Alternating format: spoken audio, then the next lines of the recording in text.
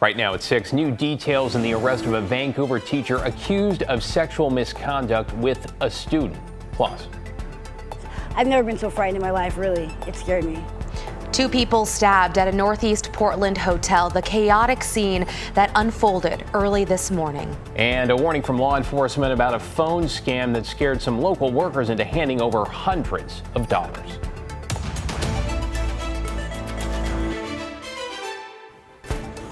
Thanks for joining us. I'm David Molko. And I'm Christine Pitawanich. A Vancouver teacher arrested on Friday was in court today, accused of sexual misconduct with a minor. The Vancouver Public School District says that teacher has been on leave since last month. Let's bring in Devin Haskins live at the Clark County Courthouse with the very latest. So Devin, what are you learning? Yeah, so far what we know is this arrest stems from a sexual relationship between Shadbrian Gadsden, a teacher at Hudson's Bay High School, and a 16-year-old student, a former student, now an adult, from back in 2013. Court documents also say that one of these sexual encounters was reported to school officials, but Vancouver police say they never received any calls about this case back in 2013. Gadsden is an English teacher at Hudson's Bay High School, and according to court documents, this specific case started as what police described as a consensual relationship between the two after Gadsden gave the victim detention. The sexual acts allegedly happened at both his home and at the school. The documents also say that in 2013, a custodian walked in on the two having sex in the school's band room. The documents say it was reported to school staff, but the two denied it, and Gadsden received a disciplinary letter in his file. Police say the victim came forward because of ongoing emotional trauma. In court today, prosecutors said there may be another allegation involving a student in 2024. And when asking for bail, prosecutors say he was also given several warnings about his behavior as far back as 2009. The defendant had received letters of admonishment in 2017 for failing to maintain a boundary with 2 other female students on October 4th of 2017. He also received letters of directions pertaining to interactions with females as early as 2009. The judge ultimately set bail at $100,000. His wife was in court as well as his lawyer. We asked both of them for comments, and they declined to comment. Back to you. Devin Haskins in Vancouver. Devin, appreciate your reporting. In your headlines tonight, a Southwest Portland dispensary was severely damaged when a fire tore through early this morning. You can see flames shooting out of Addis Trading on Southwest Barber near 13th. Authorities say they cut the power in order to help firefighting efforts there. No word yet on a cause. 2 Washington men allegedly responsible for a string of burglaries in Clackamas County are in jail. The Clackamas County Sheriff's Office says in mid-October, a Westland self-storage unit belonging to a nonprofit was broken into twice. Then a few days later, a liquor store in Wilsonville was also burglarized. In total, we're talking thousands of dollars in cash and items reported stolen. 35-year-old Kyle Runyon and 38-year-old Jimmy Christie were arrested in Clark and Cowlitz County, Washington. Investigators say they found evidence of more thefts from across the Portland metro area. The 2 will face charges in Clackamas County. Portland police have arrested 2 men in separate weekend traffic stops, both who they say had illegal firearms. On Saturday, officers say they tried to pull over a vehicle without plates on North Columbia. The driver sped off, they say crashed and tried to run away. Authorities then caught up to 56-year-old Lawrence Swingle, who they say was carrying a guitar case with a rifle. Police add they also found meth, cocaine, and fentanyl in the vehicle. Then later that night, officers say they pulled over a car for a turn signal violation on Northeast 84th. They say that driver, 38-year-old DeRay Willis of Central Point, had a suspended license and a loaded handgun. Around 5,000 Providence Health employees, including frontline doctors and nurses, could be days away from announcing a strike. This after 5 days of mediation and still no contract agreement between the hospital and workers represented by the Oregon Nurses Association. A 5-day cooling off period began Saturday, meaning no strike notices can be issued. Negotiations resumed today, but if no deal is reached by Thursday, the union could issue a 10-day strike notice. Workers at 11 Providence hospitals and women's clinics across Oregon voted overwhelmingly to authorize a strike. And commercial crabbers on the north coast of Oregon into southwest Washington are facing another delayed Dungeness crab season. The State Department of Fish and Wildlife says testing shows levels of crab meat that are still too low for harvest. It will reevaluate the opening date, now set for mid-January at the very earliest. After more testing, commercial crabbers from Point Falcon south to the California border were permitted to start harvesting last week. And now let's take a step outside, looking from our Oregon Zoo Skycam. Very festive with all those lights, all those people there for zoo lights as well.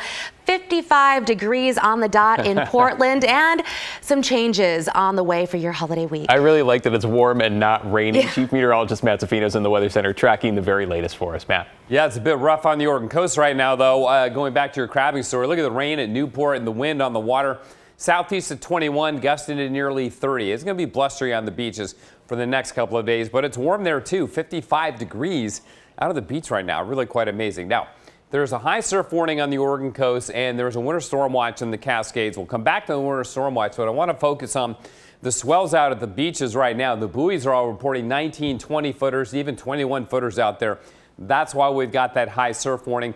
Some of the breakers may be up over 25 feet as we go overnight tonight, or into the later night hours tonight. But that warning expires at 10 o'clock tonight. So that's the first thing with the beach and the big waves coming on shore. There is rain rolling into the Portland area right now. So while it's warm, it's about to get wet. If it's not raining at your house yet, it will be quite shortly. And some moderate rain coming in to the west side of the Willamette Valley right now. We'll keep our eyes on that for you. Okay, that winter storm watch, it's only for elevations from 4,500 feet and above. The snow level will average out around there over the next week, but the snowfall forecast is impressive. That's a 60-inch total at Mount Bachelor over the next several days. And we look at Mount Hood day by day. The snow level drops to 3,500 feet tomorrow. Not much new snow tonight and tomorrow, but we get a lot on Wednesday. Thursday and Friday may both be 20-inch days, which is impressive. And then we continue to get snows going to Sunday and even Monday. If you add this all up, that's anywhere between 3 feet and over 6 feet on Mount Hood in the next week. Pretty impressive. All right, our headlines look like this. It's going to be very wet in the valleys, Christmas night. That's going to be the rainiest time. Windy at the coast at times as well. And then all that heavy snow in the Cascades. Guys? All right, Matt, we'll see you in a few. Developing this evening, 2 people are in the hospital with non-life-threatening injuries after they were stabbed in what appears to be a random attack at a Northeast Portland hotel near the convention center. Our Blair Best is live outside police headquarters tonight. Blair, the person accused here in jail at this point, but run us through what we know.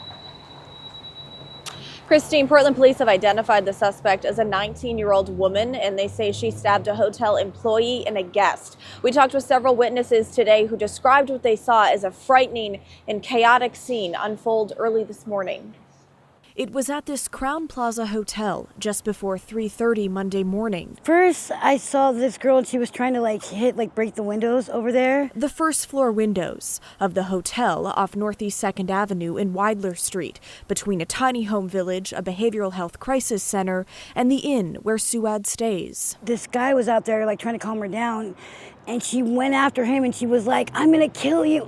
I've never heard such a truly murderous rage come out of somebody. Once Portland police showed up, they came swooping in. Police say the woman, 19-year-old Shanae K. Daniel of Portland, had already stabbed a hotel employee and a guest. That's what she yelled, and this chick just went after her.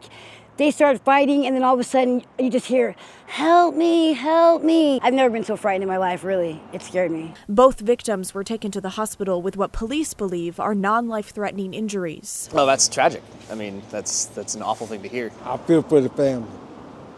That's what I really feel for, the people. Daniel is now at the Multnomah County Jail and faces several charges, including attempted murder and unlawful use of a weapon. She was probably about my size, the girl or woman. And for her to create so much chaos. Because you don't know if that person was on drugs or that person was just having a bad day. You just don't know. I wish there were more resources to help people out in those crises.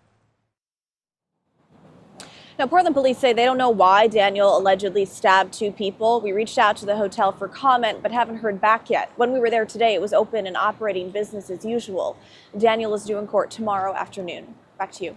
Scary situation. Blair Best reporting for us. Thank you, Blair. Now at 6, seconds matter when law enforcement is responding to reports of an active shooter. And today, several agencies trained for exactly that kind of scenario. Joe Neri is live at Glencoe High in Hillsborough to explain. Joe? Hey, good evening to you guys. Well, deputies held different scenarios out here at Glencoe High School this afternoon, or really all day is when this was taking place. Anywhere from looking from an active shooter to finding potential victims. Now, this is video from that training from this afternoon where deputies and officers were tasked to look through the different rooms of this high school to find a shooter. Now, I spoke to a lieutenant with the Washington County Sheriff's Office who said this is a training they do every year, but he admits that it's evolved over the last 20 years. They also look at events that have taken place in recent years to help deputies and officers be prepared for real-life situations. What we need to do is pull the lessons learned out of that. And I believe strongly that a situation like Uvalde could not happen here. Law enforcement responds even when there's threats turn out to be hoaxes. KGW investigators found those situations have been on the rise. Records from the Oregon Department of Education show over the last 3 years, there's been a jump in student discipline for threats of violence made on schools. And according to the FBI, there's been an increase in actual active shooter events across the country. Deputies will have another training a week from today at Glencoe High School to go over some of those same scenarios that they went over earlier today. David and Christine, back to you. Never hurts to be prepared. Joe Neri in Hillsborough there. To learn more, by the way, on how law enforcement and schools are dealing with the rise in false threats, text the word hoax to the number on your screen. That's 503-226-5088. And we will text you back with a link to our full investigation.